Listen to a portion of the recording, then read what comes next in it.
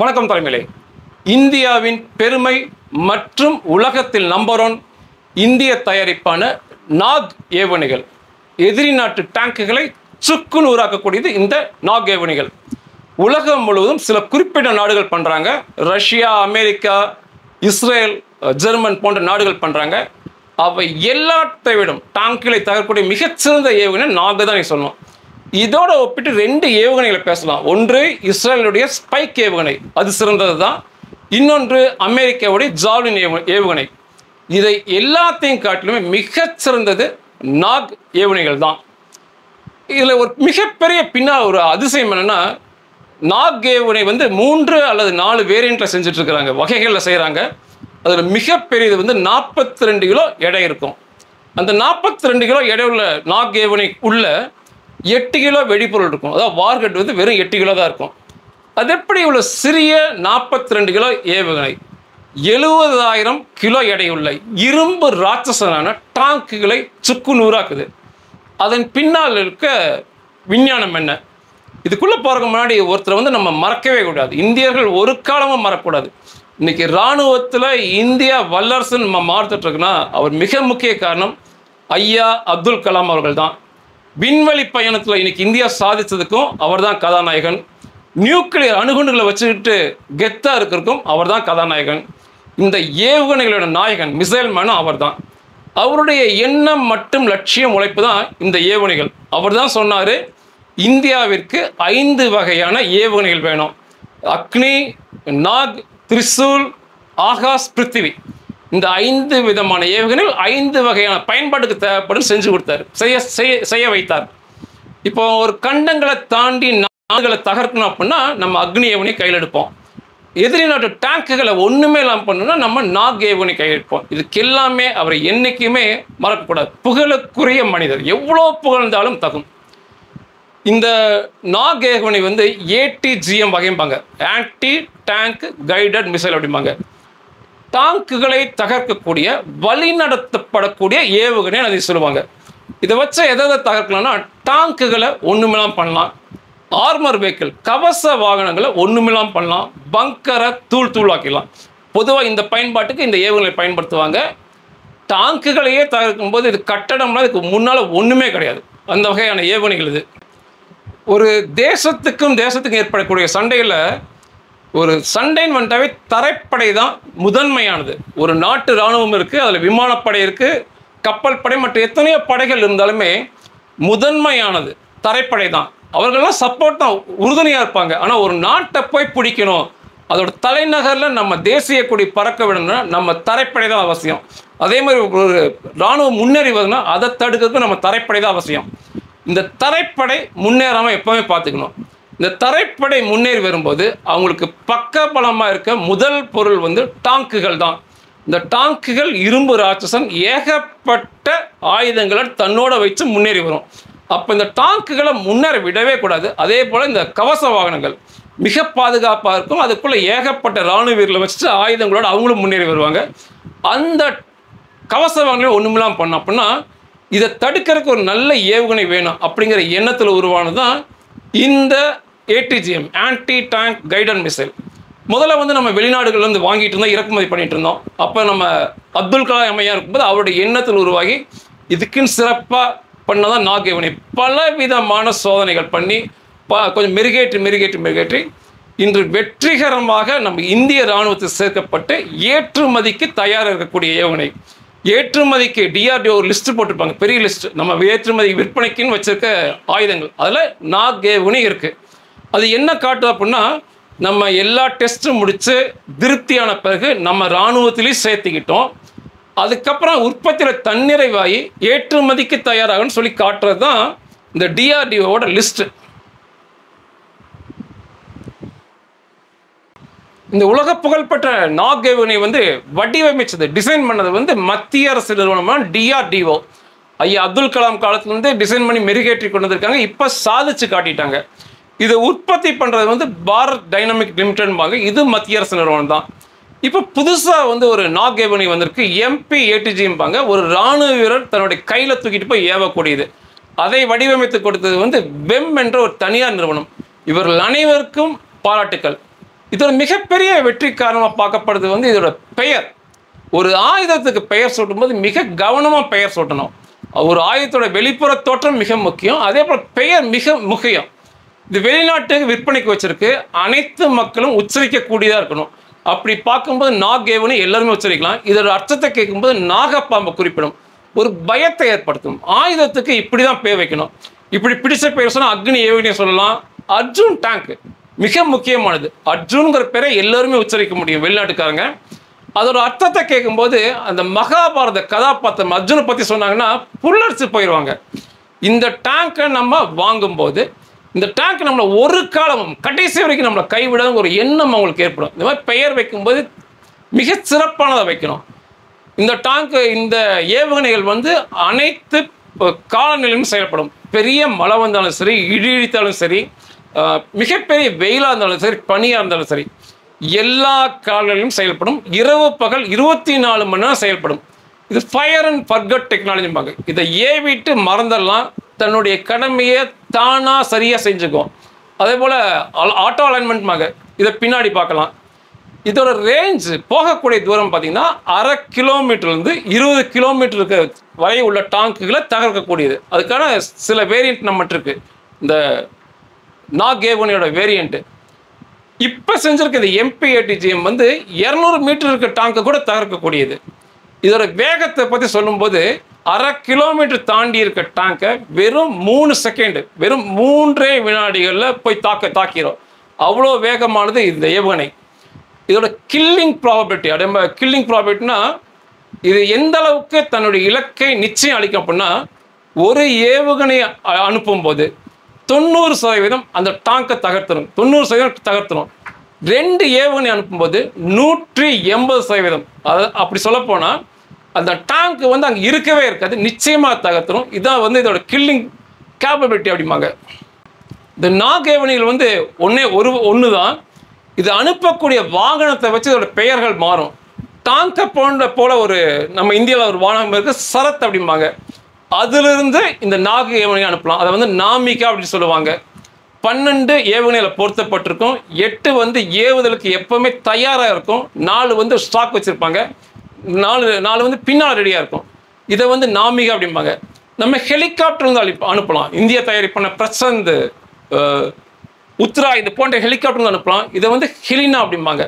இப்போ லேட்டஸ்டாக தயாரிச்சிருக்கிறது தான் MP-ATGM, man portable anti tank guided missile அப்படிம்பாங்க. ஒரு இந்திய ராணுவ வீரர் தன்னுடைய தோளில் சுமந்து கொண்டு போய் இதை ஏவலாம். வெறும் 14 கிலோ தான் இதோட வெயிட்டு.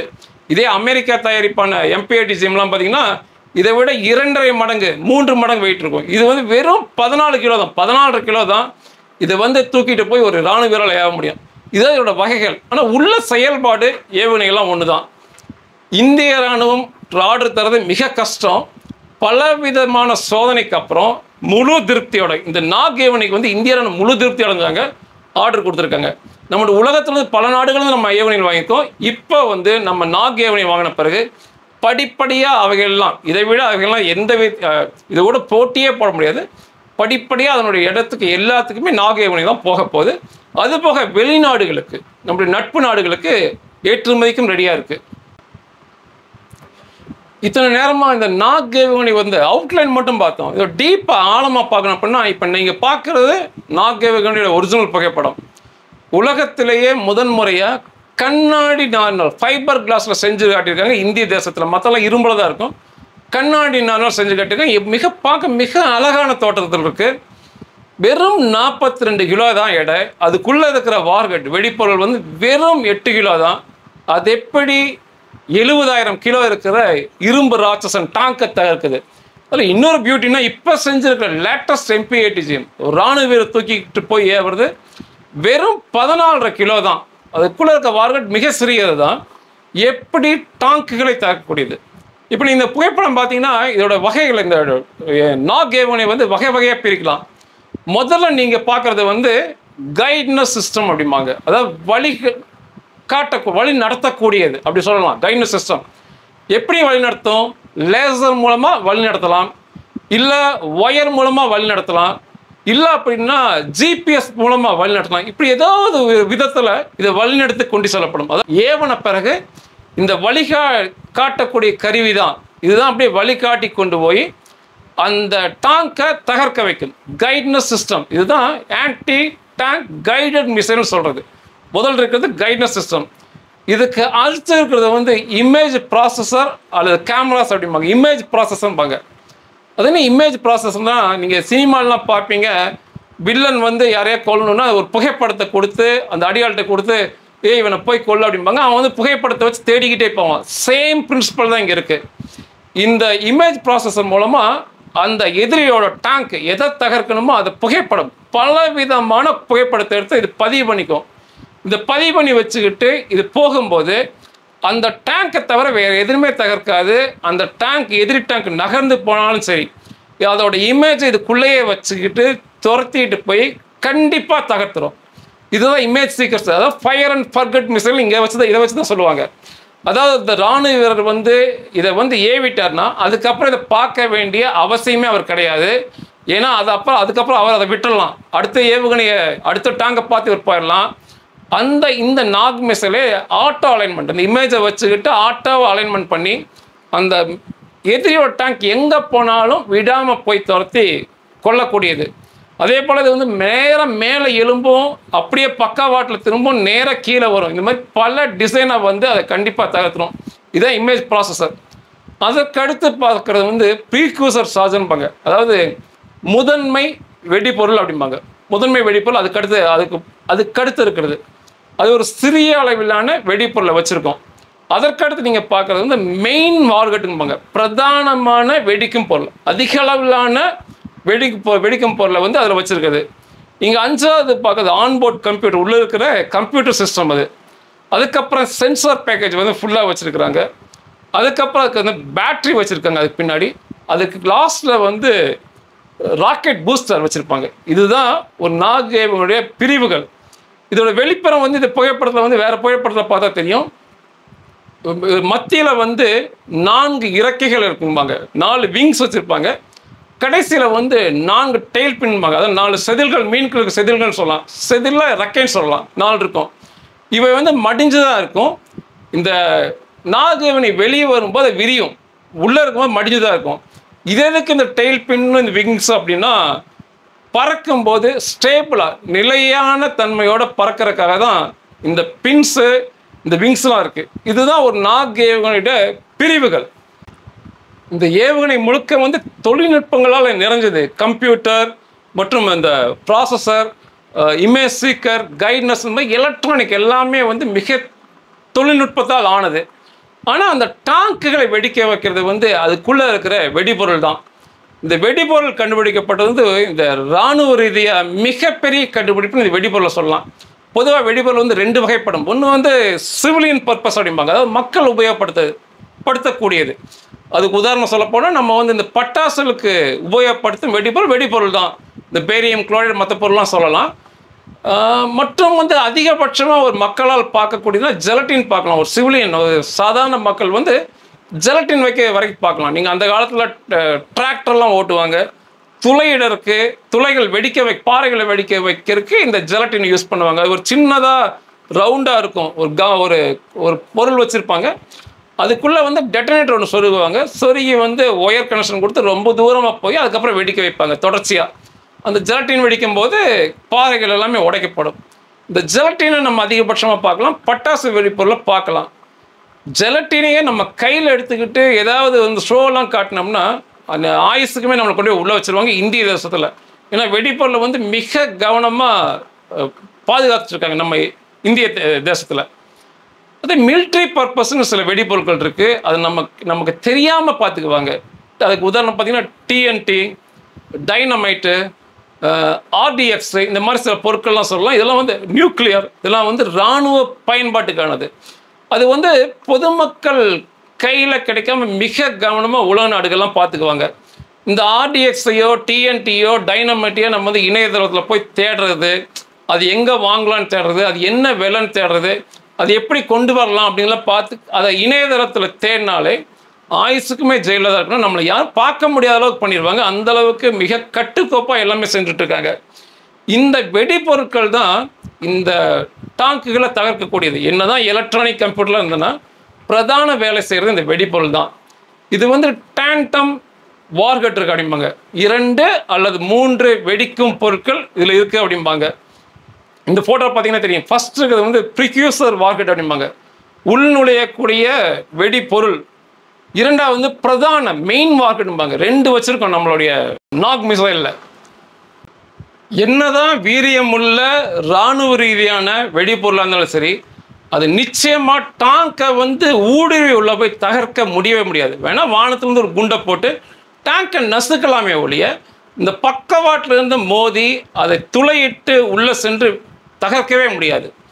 இப்போ இதில் வந்து நாக் மிசைலில் வந்து 8 கிலோ வெடிபொருள் இருக்குது. ஒரு TNT RDX ஏதாவது ஒன்று இருக்கலாம். 8 கிலோ இல்லை, 80 கிலோ வெடிபொருள் எடுத்து டேங்கோட சைடில் ஒட்ட வச்சு அதை வெடிக்க வச்சாலும் அந்த டேங்கை தள்ளி விடலாமே ஒழிய ஊடுருவி உள்ளே போகவே முடியாது. டேங்கை தள்ளி விடலாம், இல்லை ஒரு பெண்டு பண்ணலாம், அதுதான் பண்ண முடியும். எப்படி ஊடுருவி உள்ளே போகுது? பின்னால் இருக்க டெக்னாலஜி என்ன? இதான் ஒரு மாற்று சிந்தனை. சராசரியாக வந்து ஒரு மனுஷன்கிட்ட காமிச்சு ஒரு டேங்கை காமிச்சு அவ்வளோ கனமான இரும்புகள் சைடில் பூராமே இருக்குது. இரும்பு பாலங்கள் வரிசையாக வரிச்சு சாய்வான காரணத்தில் வச்சு அடுக்கி வச்சு வெல்டிங் பண்ணி வச்சுருப்பாங்க. இதான் டேங்கு. இது எப்படி ஹோல்ஸ் பண்ண முடியும் வித்தின் செகண்டில்? அதாவது ஓட்டை எப்படி ஒரு நொடியில் எப்படி பண்ண முடியும் அப்படின்னா முடியாது அப்படின்னு நம்ம எல்லாம் சொல்லுவோம். ஆனால் ஒரு மாற்று சிந்தனை விஞ்ஞானிகள். இதுக்கு பின்னால் இருக்க தொழில்நுட்பம் வந்து ஷேப் சார்ஜ் அப்படிம்பாங்க. இது பெரிய டெக்னாலஜிலாம் இல்லை, ஒரு சின்ன கண்டுபிடிப்பு தான். இந்த ஷேப் சார்ஜுங்கிறது ஒரு புனல் வடிவம். இப்போ நீங்கள் இந்த பார்க்குற இந்த புனல் வடிவத்தில் இருக்கக்கூடிய ஒரு காப்பர் பொருள். இதுதான் முன்னாடி இருக்கும். இது தாமிரத்திலான பொருள், நல்ல கனமாக இருக்கும். நான் ஒரு புனலை காட்டுறேன். ஆனால் இந்த வடிவம் இதே தான், புனல் வடிவத்தில் தான் இருக்குது. மாற்றே இல்லை, புனல் வடிவத்தில் இருக்கும். இது ஒரு தாமிரத்தில் செய்யப்பட்டிருக்கும். இதுக்கு பின்னால் தான் இந்த உலோக கண்டெய்னர், ஒரு ஸ்ட்ராங்கான ஏதோ ஒரு கண்டெய்னரில் ஒரு நல்ல மெட்டல் கண்டெய்னர் பின்னால் வச்சு சீல் பண்ணியிருப்பாங்க. இப்படி நல்லா க்ளோஸ் பண்ணியிருப்பாங்க. முன்னால் வந்து இந்த புனல் போன்ற இந்த ஹோல்ஸ் இருக்காது. கண்டிப்பாக இதில் இந்த புனல் ஹோல்ஸ் இருக்காது. முன்னாடி இந்த தாமிரத்திலான ஒரு கனமான உலோகம் இருக்கும். பின்னால் இந்த கண்டெய்னருக்குள்ள RDX இல்லை TNT ஏதோ ஒரு வெடிப்பொருள் இருக்கும். இது சர்க்கரை டப்பா. இன்னொன்று பார்த்துக்கங்க, இந்த சர்க்கரையே ஒரு வெடிப்பொருள் தான். நம்ம தினமும் நம்ம சர்க்கரை இல்லாமல் இருக்கவே மாட்டோம். சரியான வேதிக்கலைகள் மற்ற கலைகள் செய்தால் இந்த சர்க்கரையவே ஒரு எரியும் வெடிப்பொருளை யூஸ் பண்ண முடியும். இது பின்னாடி வந்து இந்த வெடிப்பொருளை தூண்டி விடக்கூடிய பற்ற வைக்கக்கூடிய ஒரு டெட்டனேட்டர் வச்சுருப்பாங்க. இதுதான் இந்த ஷேப் சார்ஜருங்கிறது. இந்த முன்னால் இந்த புனல் வடிவத்தில் இருக்கிற ஒரு காப்பர் பொருள் தான் ஷேப் சார்ஜர். பின்னால் இந்த கண்டெய்னருக்குள்ள ஸ்ட்ராங்கான மெட்டீரியல் கண்டெய்னர், உள்ள வெடிப்பொருள், பற்ற வைக்கக்கூடிய ஒரு பொருள் பின்னால் இருக்கும். இதெல்லாம் ரொம்ப ஸ்ட்ராங்காக சீல் பண்ணியிருப்பாங்க. சின்ன ஹோல்ஸ் நல்லா ஸ்ட்ராங்காக இருக்கும்.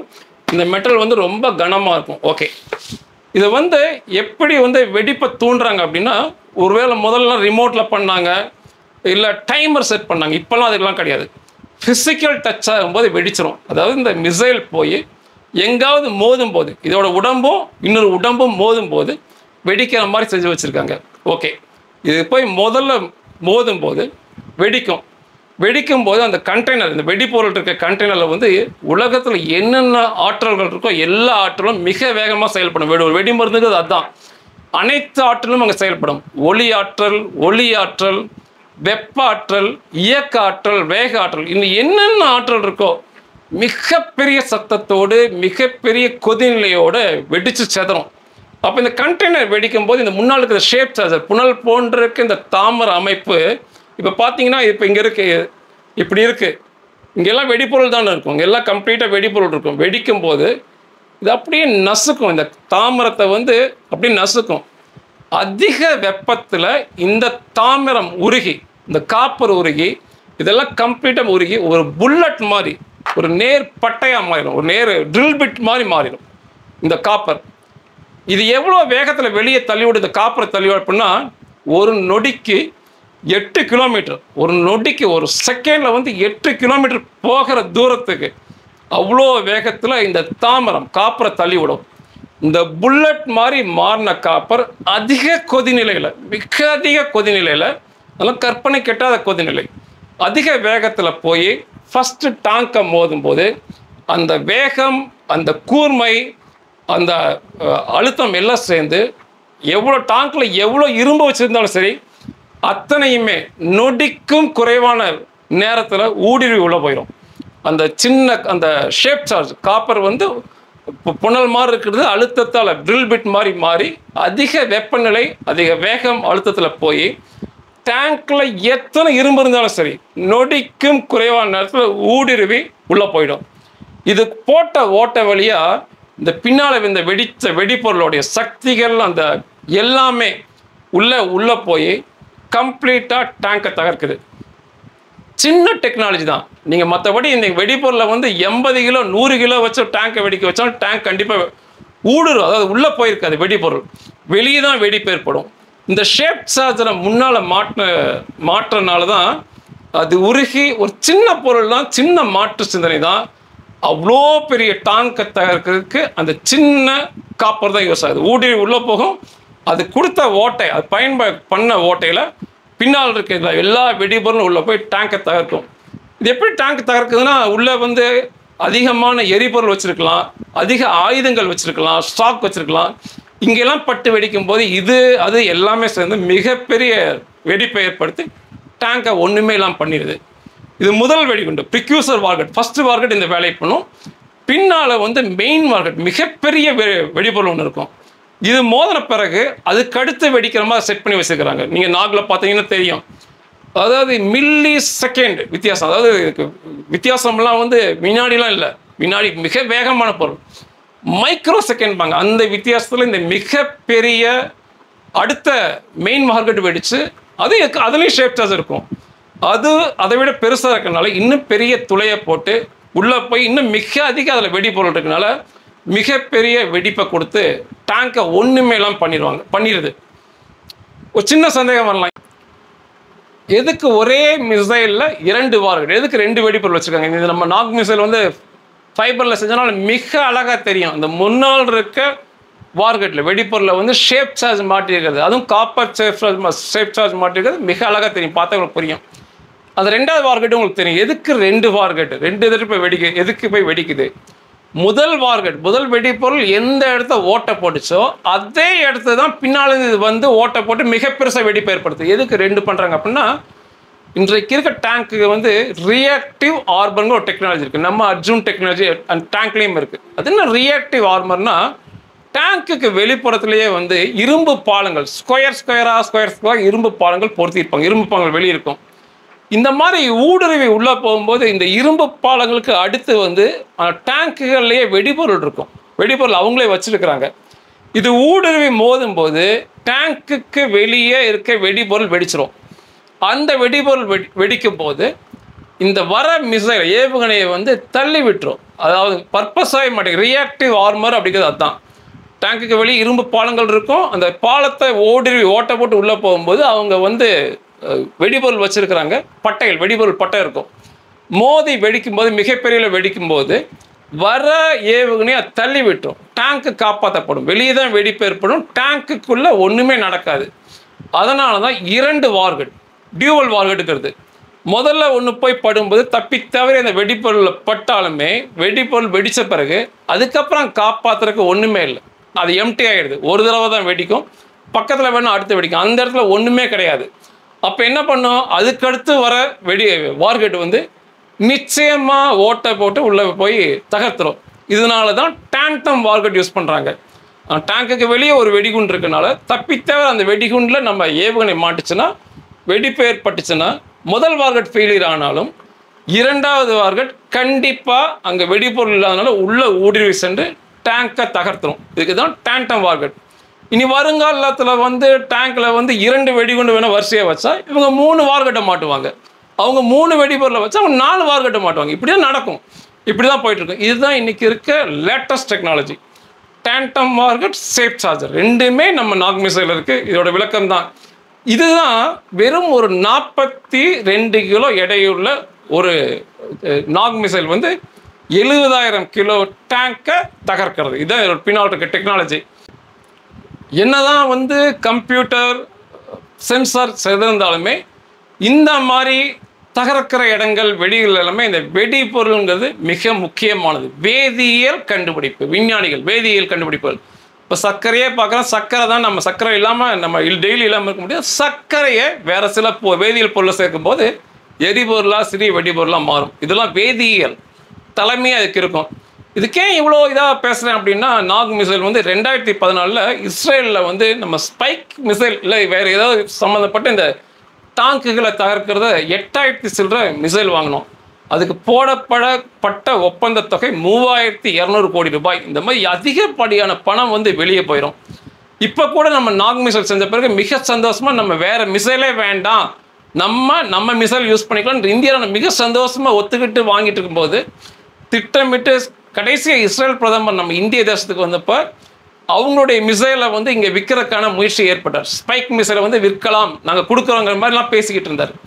போன வாரம் வந்து அமெரிக்காவிலேருந்து வந்த ஒரு இராணுவ ஜாக் சுலைவான் நினைக்கிறேன் முதன்மையானவர், அவர் வந்தப்போ அவங்களுடைய ஜாவ்லின் மிசைலை இங்கேயே தயாரிக்கலாம், நாங்கள் டெக்னாலஜி கொடுக்குறோம், 2 பேர் பார்ட்னர்ஷிப்லாம் பேசுனார். ஏன்னா நாக் மிசைல் வந்து பரவலாக வந்துருச்சுன்னா இவங்களுடைய மிசைலுக்கெல்லாம் வேலையும் கிடையாது. நம்மகிட்ட ஆயுதங்களை விற்று சொன்னிக்கிட்டு இருந்தாங்க. இப்போ உண்மையாகவே அதிகமாக வந்து இந்த நம்ம விஞ்ஞானிகளை குறிப்பாக அப்துல் கலாம்லாம் அவ்வளோ பாராட்ட தோணுது. இவ்வளோ பெரிய பெரிய பெரிய பணங்களை வந்து இந்த நாக் மிசைல் வந்து இந்தியா விட்டு வெளியே போகாமல் காப்பாற்றிக்கும். இனி வருங்காலத்தில் ஏற்றுமதி ஆகும்போது அதிகமான பணத்தை வந்து நமக்கு சம்பாரித்து தரக்கூடியது இந்த நாக் மிசைல். நம்மகிட்ட எவ்வளோ இருக்குது நாக் மிசைல் அப்படின்னா இந்தியாவில் ஒருபோதும் சொல்கிறது இல்லை. ஆனால் ஆராய்ச்சியாளர்கள், வெளிநாட்டு ஆராய்ச்சியாளர்கள் என்ன சொல்கிறாங்கன்னா, பல்வேறு தரப்பு டேங்க் மிசைல், அதாவது நான் சொல்கிறது ஆன்டி டாங்குகள் தகர்க்கக்கூடிய மிசைல் மட்டுமே லட்சத்துக்கு மேலே இந்தியாவில் இருக்கும் அப்படிம்பாங்க.